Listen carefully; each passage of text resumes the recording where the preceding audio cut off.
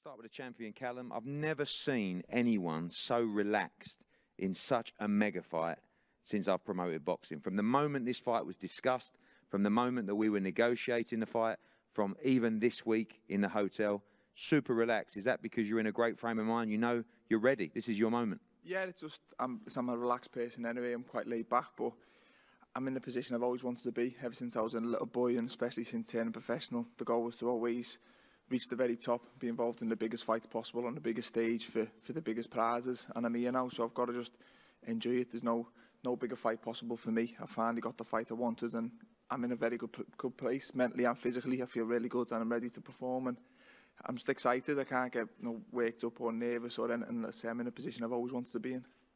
Obviously, turned pro many years ago with Matchroom. Many felt like you should have been in the Olympic team. You used that to really drive your success forward.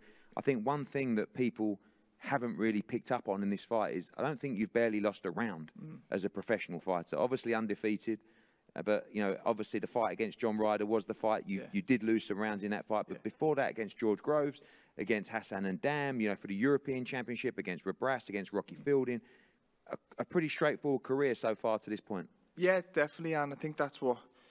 I always want to be a world champion, and imagine there'd be a few rocky moments on the way, and I become a world champion and still didn't really know how good I was, and I don't think people knew how good I was. I kind of done it all my own way. I never really had a tough test along the way, and it was more, let's say, credit to myself. I made a lot of tough fights on paper easy, but I sat down and said, well, what more do I want? I've won my world title. Now I want the biggest fights possible. I want to test myself against the biggest names in the sport, and Canelo certainly is that. He's proven he's done multiple weights. He's a superstar. He's the pound for pound best. But I believe I'm good enough to compete at that level also. I've proved I'm a world-class fighter. Now I want to prove I can compete at the elite level. We saw the head-to-head, and you know, as we've seen against Rocky Fielding and Sergey Kovalev, you know, those pictures go global, and everybody gasps at the size difference as well. But you bring something very different to this fight as well, don't you? You bring the power, you bring the youth, the experience as well.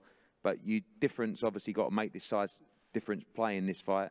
But you know, you look at it as an advantage, but no, you have to make it count. Yeah, I believe so. But I'm not just a big lump with limited ability. I believe I've got skills to go with it. I don't think I believe in being in a position that I'm in now if I didn't have no skills and ability. And tactically, I believe we've got it spot on. And I've just got to perform and do exactly what I know I can. And I've watched Canelo over the years, and as a fan, I enjoy watching him. But I've always watched them believing if that was me in there, I believe I can beat him. I've always felt stylistically I've got the style to do it, and I've got a chance to prove it.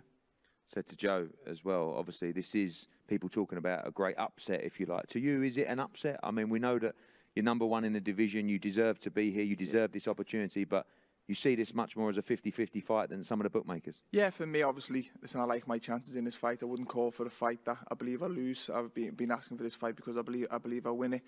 I understand I'm the underdog. You know, you look at your social media, a lot of people don't really give me a chance in this fight, but I've been here before. I was the underdog in my world title fight, and if anything, it gives me a little bit more motivation, a little bit of a point to prove my worth, and I believe I deserve to be in this fight. I'm #1 in the world. I worked very hard to be in the position I'm at, and now I'm enjoying the luxury of being world champion and being involved in these big fights, which, like I said before, I've dreamed of being in since I was a little boy.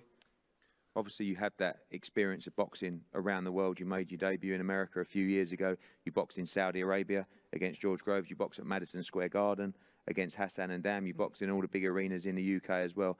Do you think that calmness will put you in good stead on Saturday night? I remember when we were scrambling around trying to make this fight, when Canelo said he was going to announce it on his Instagram. I think you went to bed virtually and just turned your phone off and said to Sean and Joe and the team, yeah, whatever, just let me know.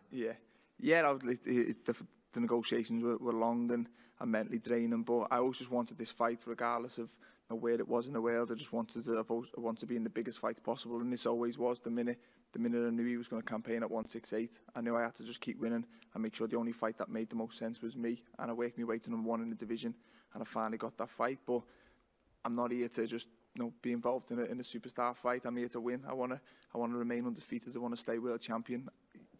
Renato mentioned he's still got goals to achieve in the sport, so have I. I've still got more world titles I want to win, and I believe I'll win another one this weekend.